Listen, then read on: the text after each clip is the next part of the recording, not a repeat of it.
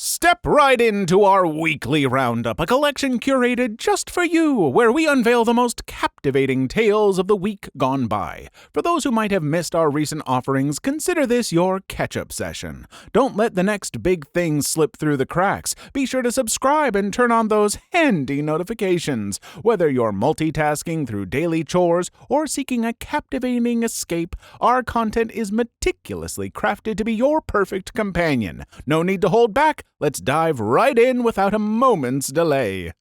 What's the most horrible thing that happened at your high school reunion? Story 1. My parents' 20-year went fairly well. My mother and father attended the same small-town high school together. Dad graduated class of 87 and Mom graduated class of 88, so it was actually my dad's reunion, but spouses were allowed. And people were shocked to find that the dude who wore acid-washed jeans, had long hair, and hung out with the stoners had grown up into a well-adjusted engineer who worked for Boeing. Doubly shocked to find out that he married my mother. This in itself would have been fine. The real rub comes when the 30-year reunion gets scheduled. You see, the organizers behind this event were the stereotypical popular girls, the ones that peaked in high school, ended up never leaving the small town, and weren't exactly living the dream lives they thought they would. Seeing someone who they resented in high school become much more successful than them resulted in my father not receiving an invitation to the 30-year reunion. This was confirmed through Facebook by another person who had attended the 20-year reunion, whose circumstances were similar to my father. Dad was peed, Mom thought the whole thing was stupid and he should let it go since he never liked those girls anyway, and I learned that some people never mentally leave high school. You know, folks, I have often said when I have, discussed, especially heavier topics that high school students are going through on this channel, that high school doesn't matter. Popularity and all that kind of stuff, it all passes, and you grow up and you just leave that stuff behind because, it helped you form socializing and some friendships, but it really just isn't that important. But I did leave out the fact that it is very important for some people, and this story definitely lets you know just how well those folks are doing. Like, folks, if you're hanging on to high school, focus on your current life and what's ahead, and quit looking back. Story 2. I had a 6-month reunion back at school. As it was so recent to us leaving, most people were inclined to go, plus we were all 18, legal drinking age in the UK, so the school provided alcohol. It was Christmas, so most of us were back from uni. It was a good night. Had the 10-year reunion invite also organized by the school a few years ago. I'd moved away by that point, as had many of my classmates, and ultimately realized that wasn't anyone I really wanted to see anymore. I wasn't really in contact with anyone from the school anymore, and I doubt many of those I'd have been more inclined to see would have turned up. I didn't go. No idea how many turned up, but I didn't see anything from it posted by those I still have on social media, so it was likely too eventful. Yeah, for those of you who haven't seen the original video, I'm pretty sure that I brought up to the fact that I never went to my high school reunions, the 10-year or the 20-year that has passed and makes me feel old every time I think of it. And I didn't go because I don't really have many friends from my own grade. Like, all of my closest friends were a grade or two above me or a grade below me. And the people in my class, why do I want to go out of my way to go hang out with them? I don't. Nothing against them. They're fine people. We didn't hang out then. I don't want to hang out now. Story 3. I was bullied a lot in school, so when my reunion invite came, I just chose not to go at all, and seemed like a good thing, too, because my friend went and she told me that it was just awful. It had a pretty good turnout because most people stayed local, but the principal there was basically just a prison warden and hadn't changed a bit. He really has a strict no fun allowed rule. There was music, but it was just classical music, the kind that put you to sleep. No alcohol, which isn't a big problem for me as I don't drink anyways, and basically just fast food catering. She said it was the most boring thing that she'd ever gone to, and everyone ended up leaving within 20 minutes anyway because of how boring it was. Story 4. Last reunion I went to was at a bar near where my parents lived. Had made arrangements to crash at my parents'. Arrived early, few people there, some genuinely nice convos, a couple beers. Slowly, the place fills up and gets noisy. I basically get pushed out of every convo by new arrivals. Okay, well then, I'm used to this. The usual posturing ensues, you know how it goes. Who makes how much, who has just bought a house, bought a new car, boat, whatever, who's gone to the nicest vacation or pooped out how many crotch goblins, etc. And it was loud anyway, and you had to yell at each other to hear anything. So since the night was still young and I really did not feel like going home, I went in search of something to drink. We had rented the place completely, so we were also running the bar, self-serve. We went through the fridges, found a large bottle of Jägermeister, and thought, sweet, might as well get hammered. Finished the bottle over the course of the evening, sitting in a corner. Literally nobody talked to me all night. I was invisible. Might as well have been naked and nobody would have noticed. Ended up completely wasted and with a good deal of screw all of you in me. Walking home took about 2 hours. Sober me would do it in 15 minutes. Went to bed, woke up with a hangover from hell. Screw reunions. Not worth it for me. And screw Jägermeister. Story 5. Not high school, but university. Our 10 years didn't even happen because my bully was the one planning it. She made herself so unpopular the last 2 years of our school, everyone really didn't want to go to something with her name on it. To explain really quickly, it's the social care field we study. She bullied me for being dyslexic, another for her depression, a third for her nationality, and was pretty much a brown-noser 24/7. The real kicker was I met her when I was 20. She was 30-plus years old with a kid. She also got pregnant with her married friend, and when the wife found out, the woman shouldn't be at the university and punched her for it. As far as I know, she is still the same bee as she was then. Yeah, not sure that I'd want to go to a reunion organized by a person I really disliked unless there were people who were going to be there that I really liked.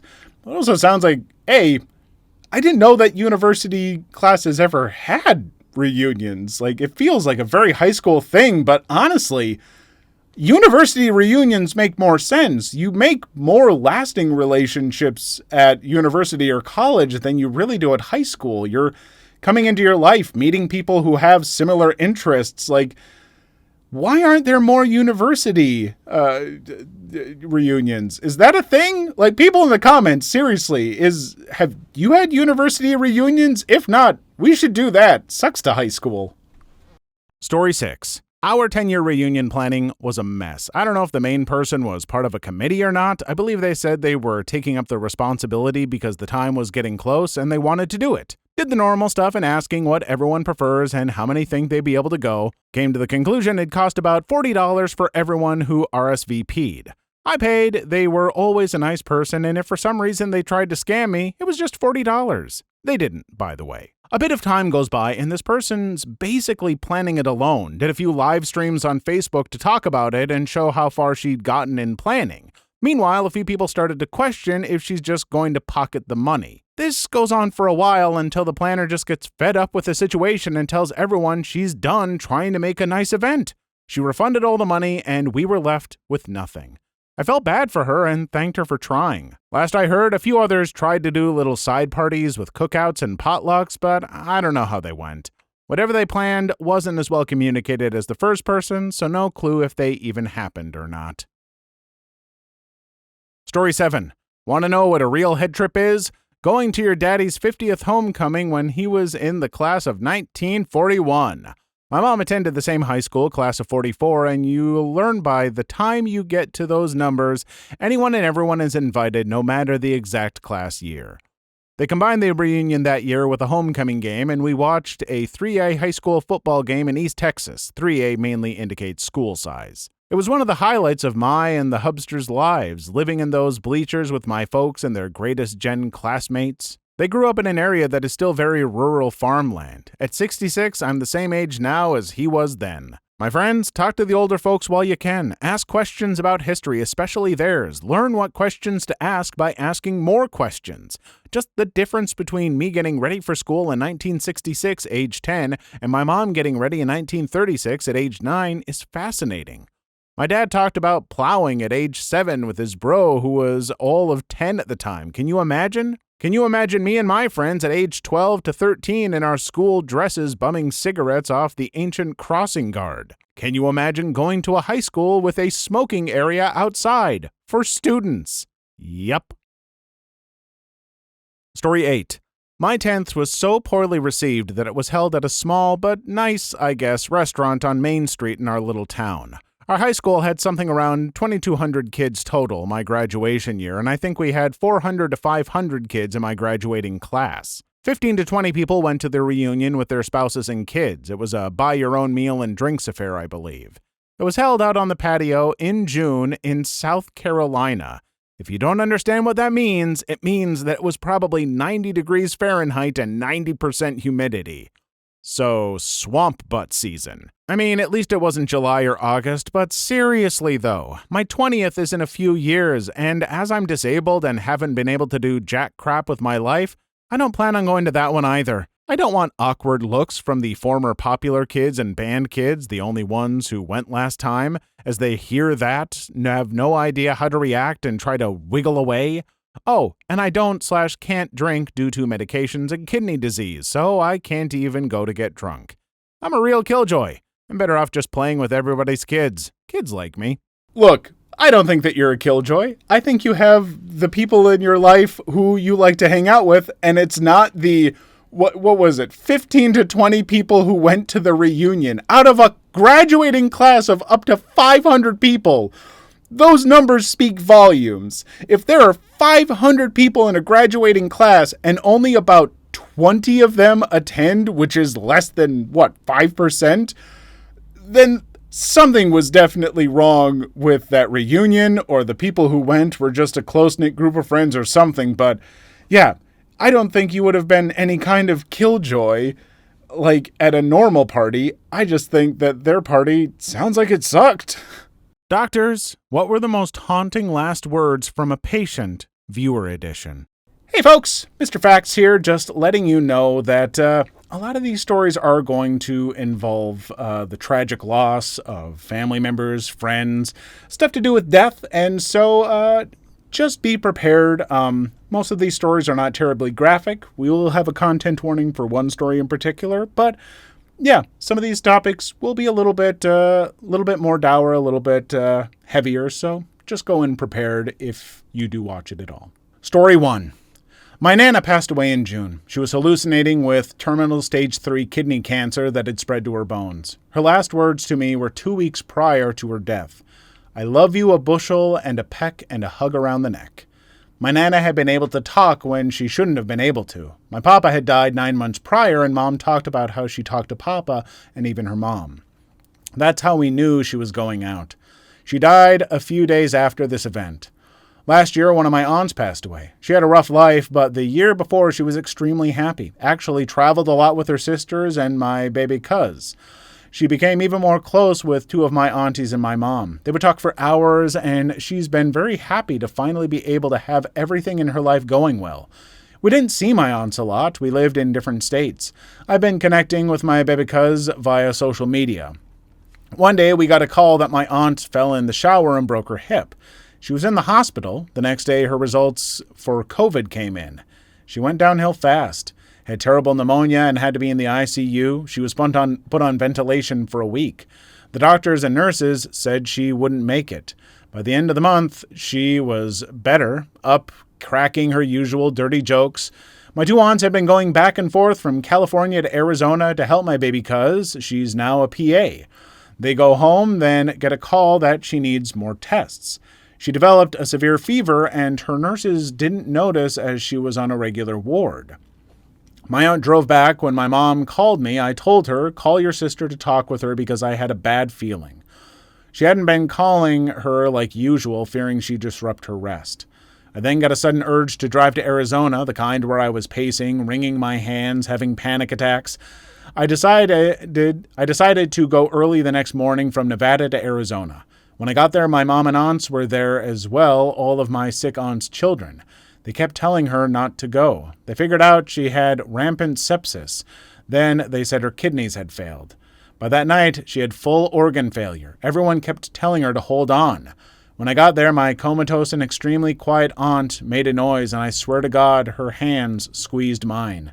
I told her, I'm here now, Auntie, as this happened. My other more sensitive and positive aunt was like, see, she's getting better. She hasn't made a sound in days. It had taken a week of testing to figure things out. By this time, she'd been transferred to a hospice care facility. My aunts and everyone left the room to give me a moment. I grabbed my aunt's hand and said to her, "Auntie, you don't have to hang on anymore. All your children are here. They'll be staying the night in the room with you. It's okay to let go when my baby cuz falls asleep." My cuz had been extremely devastated, crying like I remembered her as a child. She wasn't even sleeping. We worried about her. She was completely yellow by the time this happened. Before that, the doctors had told my cousins that it is a slow, drawn-out process, slow organ failure, that she could take months to pass or even years. My cuz was really believing she wasn't actively fading before our eyes. My cousins all stay, and my baby cuz finally falls asleep. My aunt took a huge breath and passed. By this time, the nurses let us all in the room. When she started to take that last breath, I turned to my aunt and said, "She's ready."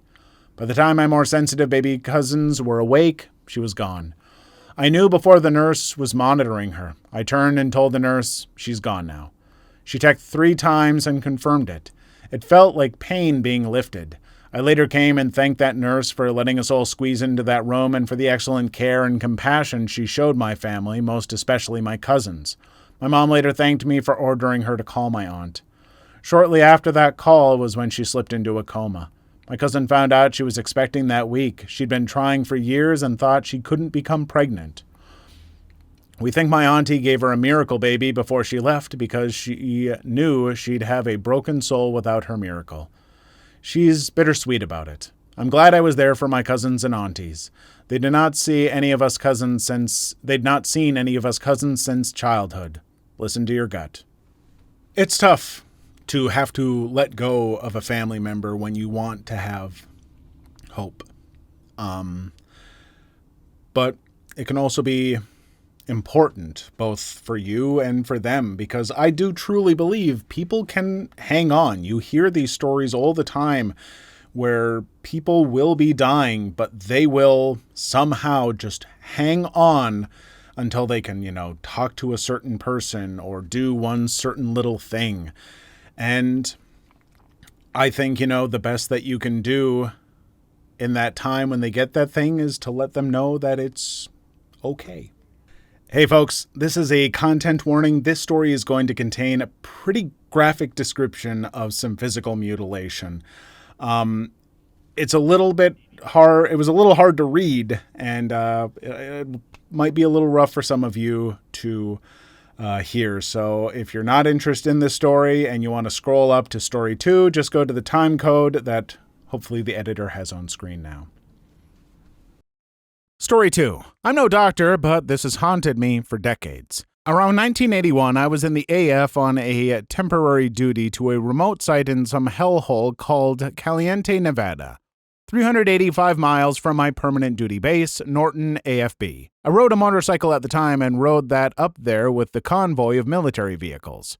After a few weeks of installing some equipment on a mountaintop, I was more than ready to get out of there. That day, the wind was viscous, gusting at 50 miles per hour or more. As I was about to pull out, a group of bikers, the Nomads out of Las Vegas, rode through town in the same direction I was going.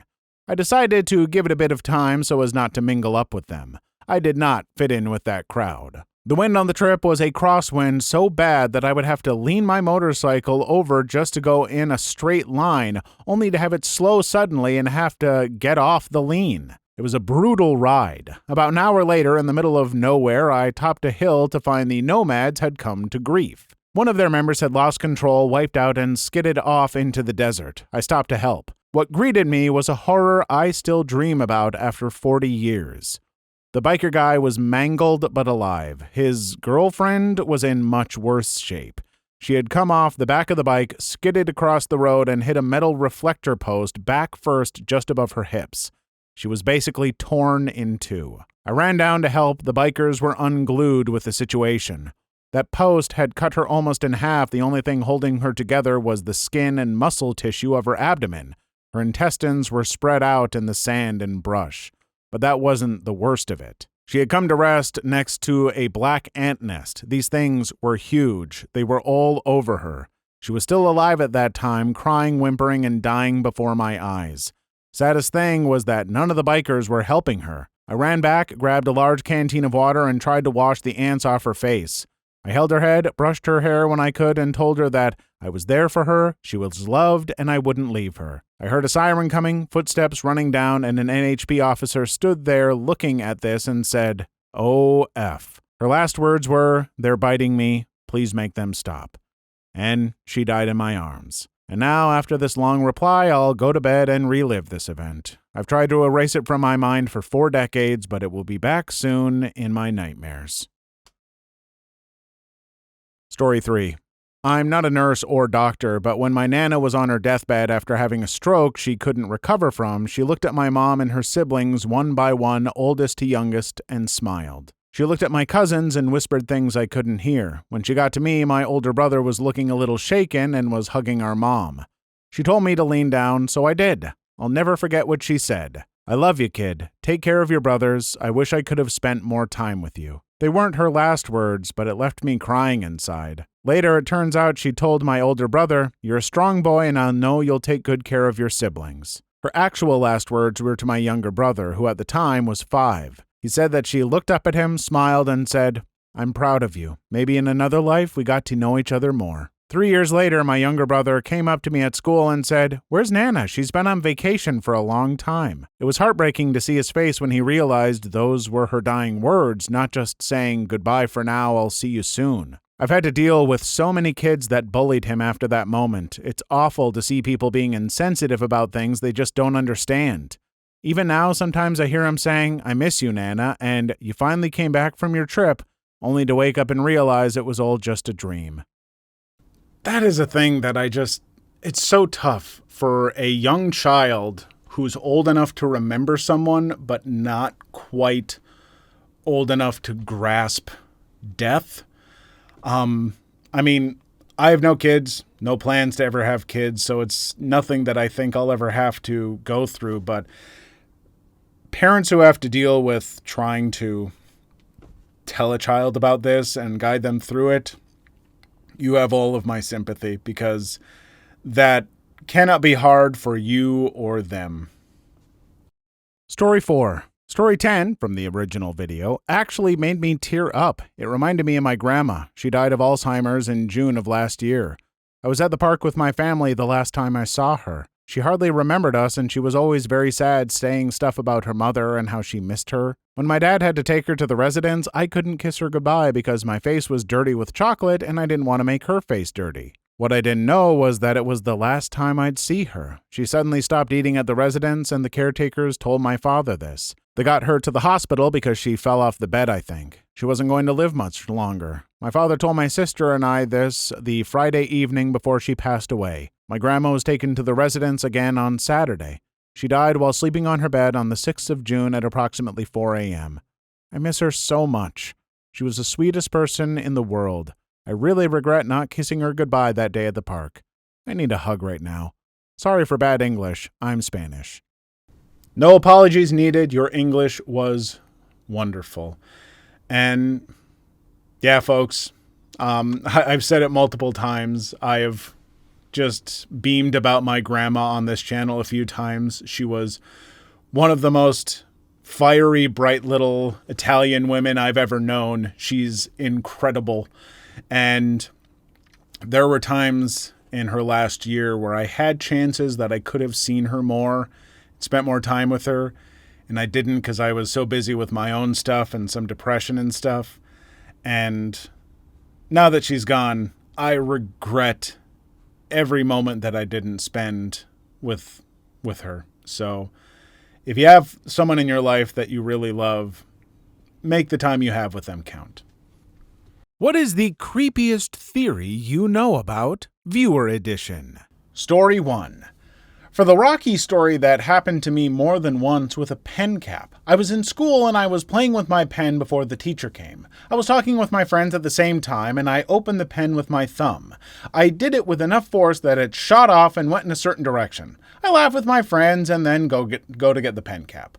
I look around the entire class and even in our bags, but I couldn't find it. The same thing happened with an entire pen, too. Another 2 short creepy stories, if you want to read them, school.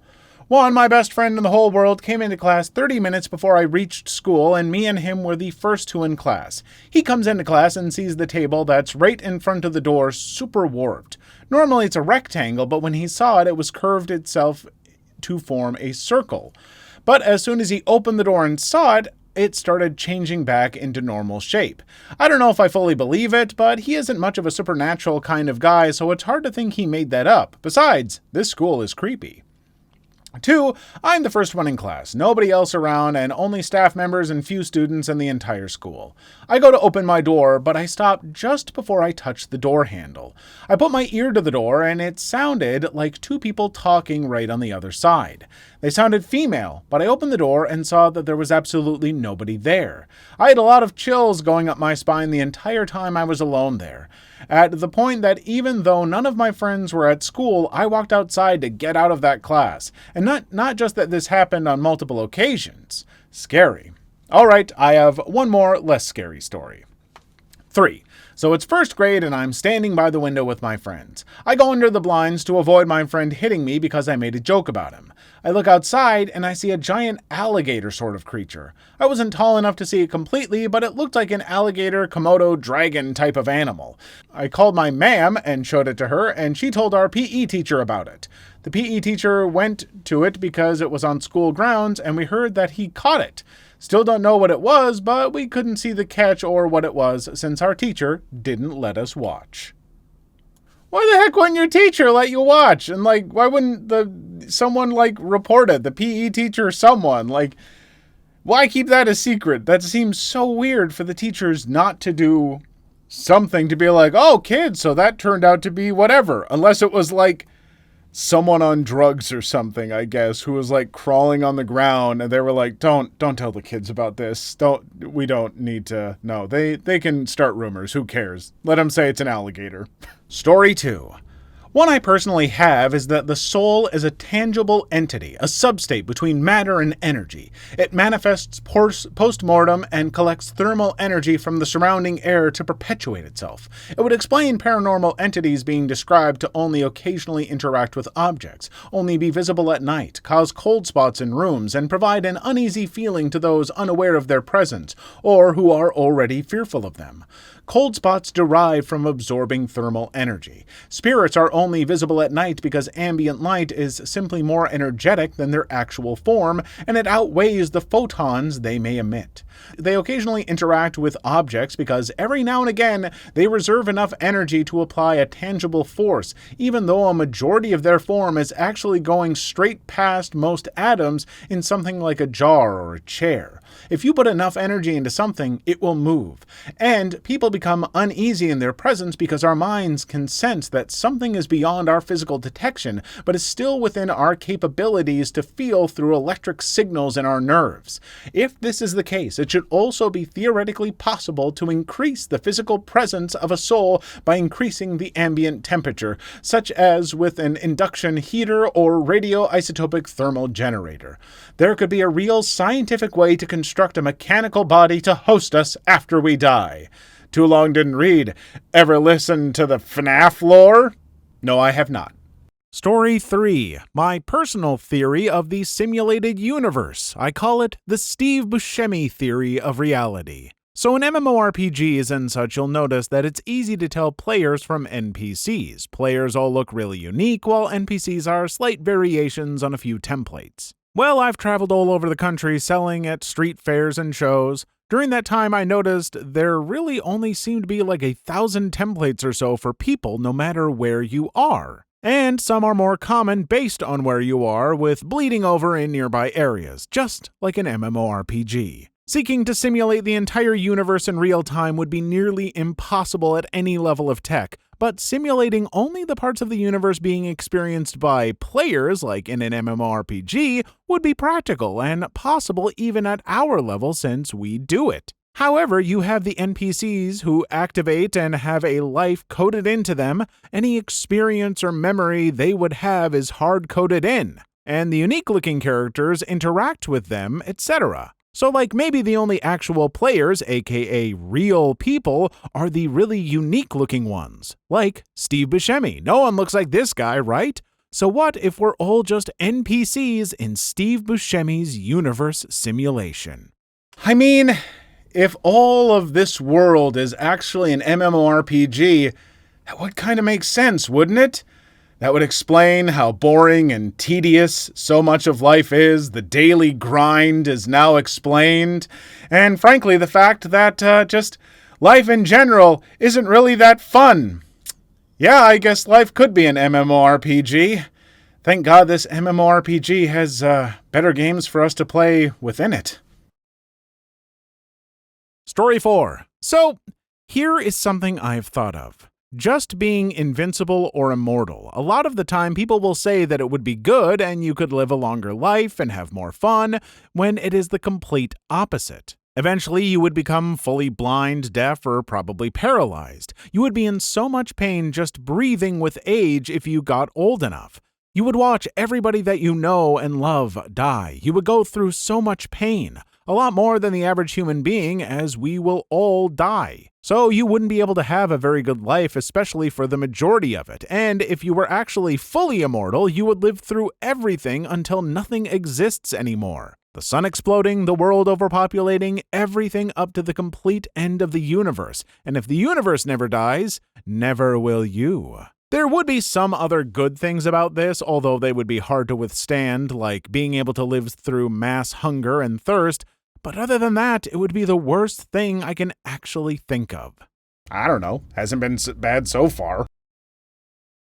Story 5. I had similar thoughts as those expressed in Story 30 at the 11-minute 11-second mark in the original video. I think it is likely that at some point in the future we will solve aging and it will have massive implications.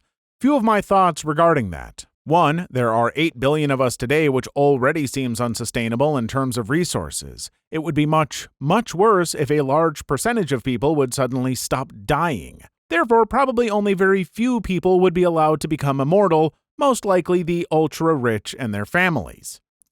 2. This would mean a return of the class-based society, but this time the difference between the classes would be larger than ever, as the high class would be actual immortals/gods among regular humans. At this point, you can pretty much forget about ideals of equality. 3. Points 1 and 2 may not be valid only if we enter a post-scarcity era and expand outside Earth at roughly the same time. If that doesn't happen, points 1 and 2 seem pretty much guaranteed. 4. If a larger portion of the population is allowed to become immortal, then we will likely have to enforce some laws preventing too many births. Even compulsory sterilization may be considered in this case to ensure that the population size will not get completely out of control. 5. Replacing people with each generation seems to aid scientific and cultural progress. If a very large portion of the population stops dying and having children at the same time, we may suffer scientific and cultural stagnation. Story 6. I have a story for the theory you know when someone's watching you. So my bedroom is at the end of the hallway, and there's a window with blinds that if you look through, you have a perfect sight of my bedroom bed. So, one night I was peacefully sleeping when I woke up with a chill running down my spine and my brain basically screaming at me not to move because I'm being watched. After a couple of dreadful moments, I open my eyes and see that the window across my room didn't have the blinds shut. There was a humanoid shadow outside of the window. It was too dark to see any details at all, just a completely black shadow staring at me. I closed my eyes again and somehow managed to fall asleep again. The next time I woke up, it was still night and the shadow was gone. Just a random stranger outside looked through that window at a sleeping 12-year-old girl. Needless to say, I always closed the blinds of that damn window. I gotta stand by my belief that a person's ability to know when someone's watching them, I don't think that it's really supernatural. I do feel like those people are just really in tune with, like, their subconscious perception and all the information their brain is drawing in. Like, yeah, they notice, like, the movement of clothes in a way that someone's, like, looking at them that other people wouldn't. You're just incredibly perceptive in ways maybe you don't even realize. That's my belief, but who knows? Maybe eye energy too. What's the biggest plot twist you've seen in real life, viewer edition? Story 1. My dad unknowingly learned years later he was the alibi for a murder a friend of his committed in the 80s in his hometown. He didn't learn it after found his friend out again. 35 years later, when the guy told him everything that day because he has the right to know. Then my dad confessed it to my mom when he was drunk and crying because he felt guilty for something he never knew, even though it was more justified. I won't say the location, but you can guess it because my country is famous for meats and fubat. For the story. Basically, his friend was dating a girl with an a-hole stepdad. His friend was the son of local farmers at the time and was both his friend and coworker as well for a while. One day he got called to hang out with them, something which was really odd because it was a Saturday, and Saturdays were the time he went out with his girlfriend. Him and some other guys excused themselves for going to pick up more food and drinks on the road at night. They were late a lot, like 3 or 4 hours, and my dad was worrying a lot about something happening to them. 5 hours later, they came back with another car and some other friends they said they found on the way there and invited. He didn't know it all and went with it as if nothing happened. That is when my dad's point of view of the story ends. Then came what really happened that day. It turns out the a-hole stepdad was the typical 80s abusive dude who is going physical on the mother. A week before that day, his friend starts to notice the girl has some bruises too, but that's when she drops the bombshell. The guy actually AR'd her multiple times through a month, without the mother knowing at all either. My dad's friend was boiling at that point, but if he does anything, probably the guy will kill him since he was both ex-military and has guns too. What the girlfriend didn't know was that the guy's father is a relative of a local gang member, since most of them have their business cover up as farmers in my country at the time. He told his cousins and asked what he could do. His cousins took him and told him, get all of the friends you can for the equivalent of a barbecue in my country. We will take care of the rest. They knew the guy was having his butt drunk on Saturday night at a bar, the day my dad's friends spent all day with his girlfriend. So some friends of his waited for the guy with something covering their face and took the guy away in an old beat-up muscle car people know to be used by local gang members. The 5 hours his friends was out was because they all drove to a desolate area the gang members used to soften people out and let my dad's friend beat the crap out of the guy until he was dropped dead. Then they drove him out in one of those beat-up cars and made it look like an accident in one of the rivers. After that, they came back as if nothing happened to their alibi. My dad never suspects anything. The wife didn't report it because of his abuse and only claimed he disappeared. My dad didn't suspect a thing because he left 2 years later to be with my mom. His friend is still married to his girlfriend to this day. The guy's body was never found at all or recognized it, and by that point his body was probably dust or bones.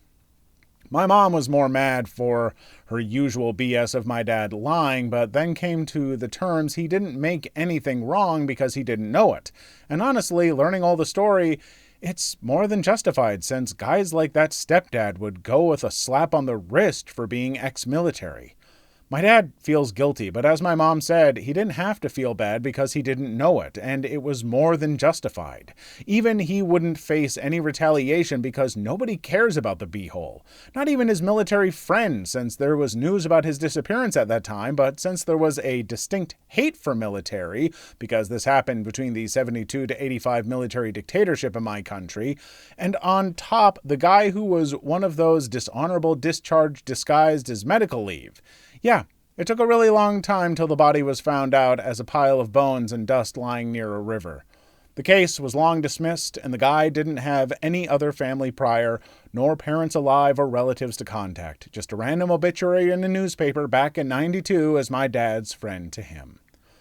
He at least came to terms that there were beyond his grasp, and it was almost a year before he came to work where we live today. He could simply keep it for himself, but the guilt really ate at him and felt different, even if it was also justified as well. Even more strange because he was also friends with the cousin of his friend, and he knew they're the type of people who make people disappear people around when you're their target. Also, the case was dismissed after 5 years because nobody came forward with anything, and the wife already reported he probably died in a ditch after ending up drunk. Yeah, I mean, I don't think that your dad can feel too bad about that because he didn't know about it. Someone else used him as an alibi without his knowledge. And yeah, scumbag, died because of that alibi, or what, like his death wasn't figured out because of that alibi, maybe. But it's not like that's what your dad chose, your dad didn't willingly involve himself in this. And so I don't think that he should feel guilty about what happened. Story 2. Not a major plot twist in the traditional sense, but it's one I think of because it happened relatively recently. Towards the end of his life, my grandpa was still very independent, living on his own in his own little house. He couldn't really go out because of his vision, but otherwise, he took care of everything himself. One day he calls me up and asks for the emergency number for the city. He lived next to a park and water had begun streaming into his yard and his house, flooding his crawl space, so something must have happened. To make things easier, I made the call for him, gave them his contact info, and they sent someone out. Plot twist, there was no flood. Grandpa had Charles Bonnet syndrome, a condition where people with deteriorating vision have visual hallucinations. As I understand it, your brain basically tries to interpret the blurry shapes your eyes are seeing and gets it wrong. We knew about his CB, but this was the first time it caused an incident outside of the family. Though we had a chuckle about it, it must have been embarrassing for him, and I wonder what the city worker thought. Afterward, it really made me think about the stereotype of the crazy old relative and how much of that may be related to neurological rather than physiological symptoms, especially before conditions like CB syndrome were recognized. Rest in peace, Grandpa. Story 3. I used to be friends with this guy most of middle school. We were less than a year apart in age. We were super close, but sadly lost contact when I went to high school. I've encouraged him year after year, but never got to talk to him and had friends tell me he hated me. Lies! Fast forward to my senior year, I'm hanging with my dad at Walmart in the bread aisle. I turn toward the meat section and I see him. I'm like, hold up, wait, huh? We make eye contact, but nothing clicks, so as I leave, I'm like, I miss us being friends. So I finally get Instagram. He gets recommended to me. I make some posts along, hey, don't think I'm stalking you or anything, but I saw you at Walmart. He messages back, we chat for hours. The very next day we meet up, talk, even more, etc. He ends up kissing me. We get together. We've been dating and living together happily for 2 years now. We're 18 and 19. I love a good happy ending to a story, and this one put quite the little smile on my face. Good for you. I'm glad that, you took the chance to, make contact and all that kind of stuff. That's great. And why did your friends say that he hates you? Were they just guessing, or what was going on there? I really would love to know, but I also do have to say that it is very interesting that you saw your future husband years later at Walmart in the meat section. I guess you could call that a real meat cute, huh? I'll go. Story 4. Some years back, I was dating a guy. We were pretty serious, practically living together. He was in the military and stationed in my town. He told me about his super crazy ex, who was the mother of his child. I really thought she was insane when she hired a PI to follow us and take pictures. He told me that he was being deployed to Iraq and communication was spotty due to bombings. Turns out he was stationed in Belgium the whole time with his wife and daughter. I found out he was married to her and very much still with her when she called me at work. He told me later that the reason he moved in with her was so that she wouldn't ream him in a divorce since she had pics of us. He told me that he was in a war zone so that I would be less likely to move on since I would be very worried about him. That was how I found out that emotional abuse is a real thing. I just wish his wife had called me sooner. Story 5. My whole life, I grew up with just my mom and I because my dad died when I was 2. My mom died last year, and I found out after her funeral that my dad actually died 14 years later than my mom said. They got divorced when I was 2, and I actually had 7 siblings from my dad's side, and I'm only the second youngest of his kids. My cousin actually grew up with one of my half-siblings, and I had even met a different one of them in college without ever realizing it. My mom had just said he was dead since he never visited me after the divorce, and she had changed our last names to a unique one. My dad was my aunt's boyfriend when they met, and my mom technically stole her sister's boyfriend.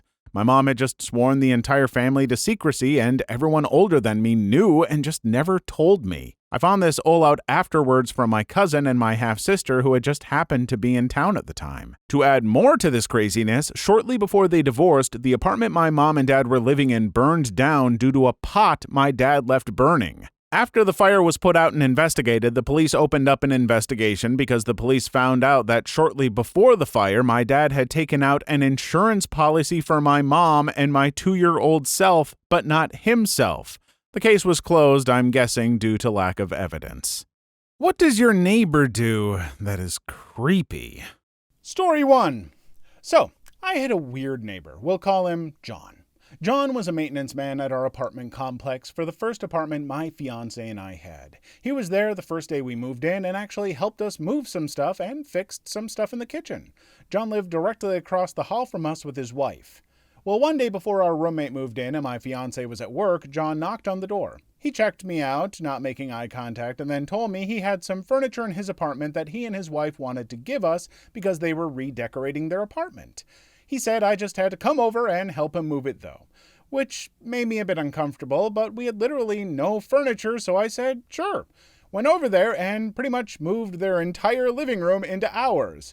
Now, that's not the weird part. He gave me the flat screen TV from their living room, the Google Chromecast for it, the TV stand, the couch, the heavy chairs from their deck, pretty much everything other than their pets in their bed. Then hit on me in my apartment too, which I just awkwardly said, thanks for the furniture, and tried to move on with my day. His wife came over and brought beer. I was 19, but said sure and invited her in. After a while, I realized she was also hitting on me. Then he came over and they were both just preying on me. I was saved by my fiance coming home in surprise at the new people and furniture in our previously empty apartment. They set up the Chromecast for us and left. Our roommate, my friend from high school, moved in. Now, she's an intimidating and independent, dominant woman. Her body type emphasizes her chest and luscious hips. Well, John never leaves open an opportunity to gawk at her and I when walking around the complex or just blatantly staring at our chests when we open the door. Constantly, for a year of living there, I was just creeped out and always heard them fighting loudly from across the hall. Honestly, you could hear it from the parking lot, and we were on the 3rd floor. They were always predatory. It started becoming clear when I couldn't walk out of my front door alone for a second without one of them coming out to say something creepy like, "Oh wow, that's a very sheer top. Don't wear that around here at night alone. We're in a good area, but not that great." Just effing creepy. My roommate was a year older than me and taller/bigger than me overall. She was a loud, hilarious Eastern European woman who honestly kicks butt and really wasn't scared of much. She scared the crap out of these people, and I relished it when we were out together. Once, she and all her no-craps-given glory opened the door one day to Creeper John.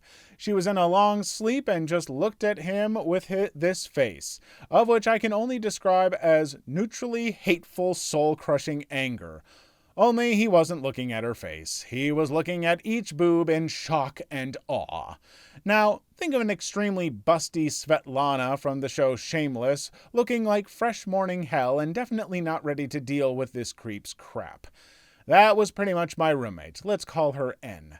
Well, she said, either say what you came to say or quit looking at my boobs. I'll charge your wife for this peep show if you don't get the F out of here.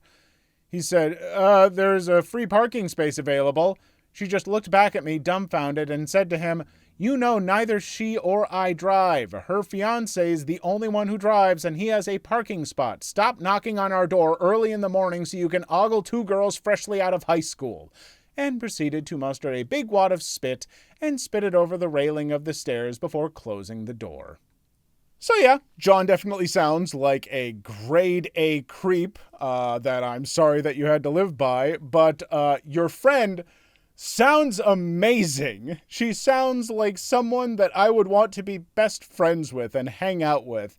I am not nearly this confrontational, but I am in awe of people who are. And, yeah, good on her. I think a lot of people could learn from your friend and stop taking other people's crap. Story 2. So this was a long time ago, and there are a lot of details I don't know. For context to the story, I'm currently 31 years old. When my mom, sister, and I would go to Poland to visit our family and basically live with our grandparents over the course of summer holidays and Christmas breaks, we had our apartment on the 4th floor. Grandparents have theirs on the 6th inside the same building. There was this old lady on the 3rd floor. Whenever the lights were turned on or there was a noise in the hallways of the building, she would rush to the door and swing it open and just glare at anyone she saw until she was sure there was nobody out in the hallways, at which point she would slowly close her partially open door. I'd never seen the door chain not be engaged in that door despite the amount of times I saw her door open with her glaring at young me. The woman died in her mid-90s when I was around 10. The neighbors realized that something was wrong with her very quickly because it had been an entire 16 hours of people going through the hallways of the building every now and again, and not a single time did anyone hear or see her in that time. Obviously, they called the authorities to break into the apartment, or the neighbors broke in themselves. Like I said, details were never made super clear to me, mostly because of my age at that time when this all happened. They got her body out before it got too messy, but the kicker is, I haven't even gotten to the really creepy part yet. Turns out that this woman had an entire bookcase of journals. A lot of them are still blank, but others all talked about us. She kept tabs of exactly who was walking past her apartment and when. She devised these expansive backstories about this shadow organization that everyone around her were members of, whose sole purpose was to monitor her and cause every little thing that went slightly wrong in her life. There was even writing on the wall specifically about myself and my family, about how we were the handlers for this branch of the organization, and we would go monitor our other assignments when we were gone for most of the year. In reality, we lived, went to school, and worked in England. This stuff went on, and it was honestly sad to see that this creepy behavior that most people just rolled their eyes at was the tip of the iceberg for someone so deep in the throes of mental illness, which was causing her isolation because she would never talk to anyone. Anyone who tried to talk to her would just be met with an unresponsive glare of anger and hatred. Yeah, I had my thoughts early on in this story that, yeah, this sounds like a lady who sadly has some mental health problems, but also, like, who knows how she got there? I just, how long has she been dealing with this stuff alone in that house by herself? I mean, you said, 90 years old? Like, you feel bad, but also, what can you do to help a person like that? She's on her own, independent, doing her thing. It's not like you can be like, hey, I think there's something wrong with you, and I'm going to help fix it. Like, it's sad, but it sounds like she didn't have anyone really left in her life to help out, and, I wouldn't wish that on anyone. Story 3. I used to live in a house I rented from my aunt. She also owned and rented out the next 2 houses to the right. The one at the extreme right had weird tenants. They seemed like a normal family, a father, mother, and their 2 16 to 18-year-old children, a son and a daughter, or so it seemed. They never said hi to anyone. All of my neighbors, including myself, talked to each other. Not them. Every time they came or left the house, they ran straight to the house, not even looking sideways when crossing the street. Straight to the house and locked the door as soon as they were inside. It stood out because the father had to park his old beater car across the street many times because of the 2 high-end vehicles in their driveway. I never saw the couple use any of those high-end cars. In fact, I never saw the mother driving, ever. The kids, which looked super spoiled, always drove those high-end vehicles, a brand new Volks diesel truck and a BMW SUV. The father seemed to follow a schedule the kids didn't, and were out late many times. The couple looked rather disheveled and dressed humbly. The kids were Gucci'd out. That always struck me as odd. Although they paid the rent on time, my aunt ended up kicking them out because she said they were very dirty, and whenever something broke down, they never called her to fix it. The last straw for her was when their boiler exploded for some reason and didn't tell her until the next door neighbor complained. They immediately took their stuff and moved out without any drama. I never saw a moving truck while they did. They just disappeared. I saw the inside of the house and it was a huge mess. The floor was cracked and scratched, the walls were peeling, and there were clumps of dust accumulated on the windows. Creepy. I wonder why there was so much secrecy. My theory is that the couple were not parents but guardians assigned to look after the kids so they wouldn't get too crazy. The couple looked like they didn't belong there. The kids looked nothing like them. That doesn't explain the condition of the house, though. It seemed like something was going on inside, though they were dead quiet all the time. Not a peep or anything going on inside. Weird and maybe creepy. Or maybe I was the creepy one for paying that much attention to them. Street Smarts! What's your best street tips? Viewer edition. Story 1.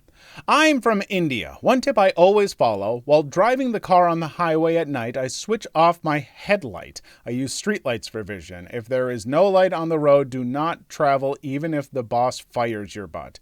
That way, people wait for any vehicle to rob can't see you from far and won't be able to move fast for the trap. Don't stop even if they come right in front of you. Just run them over. Don't stop if you have a flat tire. Just drive and stop at a location which is safer. Oh my God. Do not run wipers if you see something thrown at your car screen. Running wipers when there are things on the screen is the first instinct, and most carjackers use this to their advantage. They throw eggs at your car screen. The wiper will just spread it all over the screen, making it opaque and you're unable to see. Just drive with eggs, LOL. Never stop driving if someone comes from the sides and tells you that you hit them/something and you need to stop. Drive even faster. Let them call the police. Oh, we have fake police too doing this, so always be aware of this too. Check their shoes. Fake police usually don't wear uniform-issued shoes. If the situation feels like it's going to be physical, attack first and hard. Throw the best kick between the legs, fingers in the eyes, punch with keys sticking out, stone to the head, etc. You will be more sorry if you are a victim. Never travel while looking your best. Wear pale, ordinary clothing. It's noticeably dirty around the collar and cuffs it even better. Keep the wallet in deep side pockets rather than the hip pocket. Don't use a formal tone/voice in case you need to ask for directions. It makes you look educated. Equals posh/outsider equals target. Travel in groups if possible. Gents should sit towards the window and front seat, and ladies and kids in the back and in the middle or towards the right, because we drive on the left side of the road here. Someone who is watching and or comes up, throws something, will be from the front or left. They usually pick out targets at rest stops or diners at the road. So while you are at such a stop, don't talk to anyone and keep an eye on who is watching you. If they are on the phone while watching you, 100% you will be in trouble. It's best that you guys drive right behind the truck or bus, or there are caravans and high-risk areas to go with. Don't travel solo. Okay, I don't know how much of India or how many places that this applies to, but I guess if you're traveling to a more dangerous part of a country or something, folks, this is apparently some stuff to keep in mind and is honestly kind of frightening to me. I'm very, very privileged to have never had to go through a place where I had to follow rules this extreme to get by, but yeah, it just goes to show, especially, if you live in a more dangerous area, this might be good information. And if you are traveling to a more dangerous area, do your research and take precautions, folks. Story 2. Former soldier, bouncer, and someone who grew up in a very bad place. These are the things I've used both professionally and personally. 1. Intimidation without saying a word. A. My size, 6'3", 235 pounds, is mostly muscle. This helps a lot. B. Skill and movement. I trained in martial arts for many years and am very fluid, quick, precise, and quiet in my movements. This can unnerve potential attackers because it's unusual for someone of my build. C. Deadpan expression. I generally don't show any emotions on my face in public. This is not the death stare I've seen people in the hood try to perfect. It's just a smooth-faced look that shows lack of caring about anything around me. It's indifference, not lack of awareness. D. Annoyance. I've shut down nonsense many times when someone was trying to hard-eye me by looking back at them slightly annoyed and sighing. Translation, I'm not afraid of them in the least, I'm more worried about getting their blood out of my clothes and any other fallout. E. Smiling. Many people have to rev themselves up for a fight. While they're doing that, I would just smile at them like they were about to give me something I'd been wanting badly for months. Think of a girl you want to sleep with who finally says yes kind of expression. 2. Situational awareness. Always know your ways out of wherever you are and keep them in mind. B. Trouble is rarely complete without warning. With practice and experience, you should be able to see it coming and be away when it kicks off. C. If you think you're in a dangerous place or situation, you probably are. Don't panic. Do your best to get out of it calmly without showing fear or that you know what's up. D. Casual scan. I regularly scan any place that I'm at every couple of minutes looking for anything of interest or potential danger. I'm completely relaxed when I do this. E. Figure out how many people you're up against before it kicks off. Use that to figure out your tactics. 3. Furball when all else fails. A. Accept that you're going to get hurt. This is not a movie. I make it my goal to inflict at least double the damage I receive from the attacker. B. Have training and muscle memory ahead of time. Understand both striking and grappling. C. Avoid going to the ground whenever possible. This avoids the temptation for the attacker's friends to put boots into you while you're down there. D. Stay in control of yourself and look for openings. E. It's generally a good rule not to kick above the waist in a street fight, although I've broken that rule several times over the years. High kicks tend to be slow, easy to catch and block, and very telegraphed. Also, if there's loose gravel or something underground foot, you are more likely to end up on your butt. F. Chain attacks. Don't throw one punch at a time. Use combination striking. A series of different strikes coming in from different angles and ranges are more likely to get through and inflict damage. Good luck and stay safe. I'm not gonna lie, a lot of this advice sounds like I need to take many training courses and start working out more and maybe grow a couple inches. I feel like a lot of this is hinging on the fact that you're, 6'3" and muscular and a former bouncer and Marine and stuff. I don't know how much of this could possibly apply to me, but I will do my best because you've very much laid this out in a very organized way, and I appreciate that. And I'm sure someone can get something from at least some of the info that you gave us here, so thank you. Story 3. 1. I got that reference. 2. I found the look ahead but be alert and walk like you know where you are going work well as long as you also avoid being places at night. I brush off beggars with a soft, sorry I don't carry cash, true usually, and generally I have a not my circus, not my tigers attitude toward crime. Yes, I know the guys over there are dealing drugs. They rather politely offered me some last time I walked past them, but a quick, no thanks, shake of the head and proceed away like you have plans has thus far worked for me. For some background, I'm a very white woman in a very not white area. The crochet because murder is wrong hoodie usually gets me a smile. It has a picture of a cat on it. Also, don't wear headphones if you're walking in an unfamiliar or dangerous area. Keep aware of your damn surroundings. Story 4. Something I had to develop in a quick 5 minutes. If you ever get separated from your main party, in my case I got on a tram and the doors closed behind me without my family getting on, act like you weren't with them ever and never acknowledge the fact that you are now alone. You will become an easy target to pick off. When you get off the said tram or you have agreed with your party for a meetup point, don't look lost or look like you're waiting for someone. Either keep walking to a point where you know they can still easily find you or act occupied. In a rare situation, if anyone approaches you, don't run. They will most likely catch up or corner you, especially if you're not in a familiar environment. If any of them touch you in any form of aggression, bite them hard. The human bite is strong enough to break skin and also poison your attacker due to certain factors. They will be in a severe amount of pain that you will be able to get away.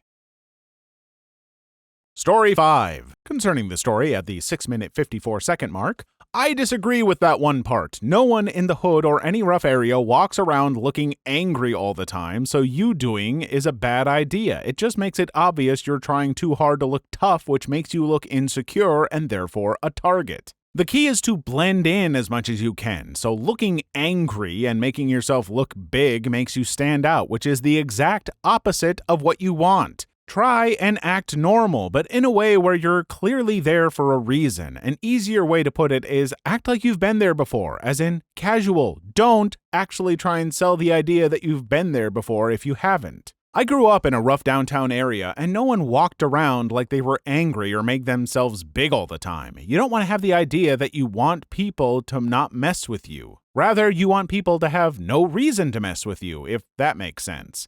Everything else he said is correct, though. Don't look lost, even if you are, acting like you know where you're going, and keep your head up like you would in your own neighborhood. Just thought I'd clear up the looking angry part.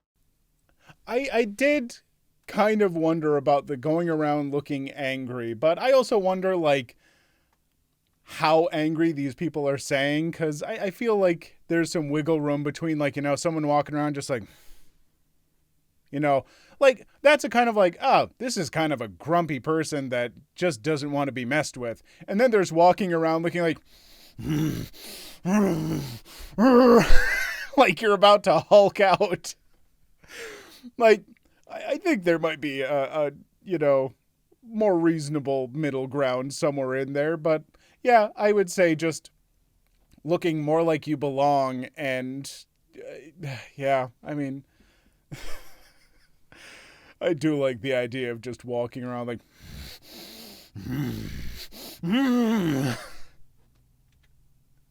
Please leave your story in the comments. I would love to make a video on them in the future. Also, don't forget to like and subscribe.